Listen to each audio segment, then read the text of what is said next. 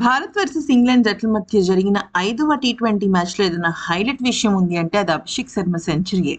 అయితే అసలు ఊచకోత కోసేసాడనే చెప్పొచ్చు ఇంగ్లాండ్ జట్టు బౌలర్‌ని. అంత అద్భుతంగా ఆడాడు.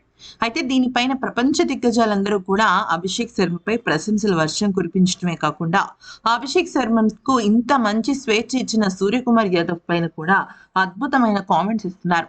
అయితే ఇంతకీ దీనికి సంబంధించి మన super duper star cricketer AB de Villiers వ్యాఖ్యానిస్తూ ఏమన్నారంటే, "నాకు అభిషేక్ శర్మ ఐపీఎల్ ఆడుతున్నప్పటి నుంచి చాలా బాగా తెలుసు.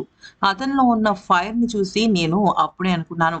ముఖ్యంగా చెప్పాలి అంటే అభిషేక్ శర్మలో ఉన్న ఒక అద్భుతమైన విషయం ఏదైనా ఉంది అంటే, తను ఓపెనర్‌గా వచ్చినప్పుడు మంచి షాట్ సెలక్షన్ ఎంచుకుంటాడు. ఎక్కడా కూడా ఆవేశపూరితంగా కానీ, లేకపోతే ఉద్వేగపూరితంగా కానీ ఆడకుండా షార్ట్ సెలక్షన్‌ని చాలా చక్కగా, అద్భుతంగా చేసుకుంటాడు. తన సెంచరీకి నా అభినందనలు. భారత జట్టుకి నా కంగ్రాచ్యులేషన్స్" అంటూ ఇక ఏబీ డివిలియర్స్ వ్యాఖ్యానించాడు. ఆ తర్వాత ఆస్ట్రేలియన్ క్రికెటర్ ట్రేవిస్ హెడ్ మాట్లాడుతూ ఏమన్నాడంటే, "అభిషేక్ శర్మకు నాకు ఒక అద్భుతమైన బంధం ఉంది. అయితే మేమిద్దరం కలిసి హైదరాబాద్ జట్టుకు ఎన్నో అద్భుతమైన ఇన్నింగ్స్ అందించాం. అయితే తను ఐపీఎల్ ఆడుతున్నప్పుడు తను భారత జట్టులోకి వెళ్ళడం అంటే తన జాతీయ జట్టుకు ఆడటం తనకొక అద్భుతమైన కలని చెప్పాడు.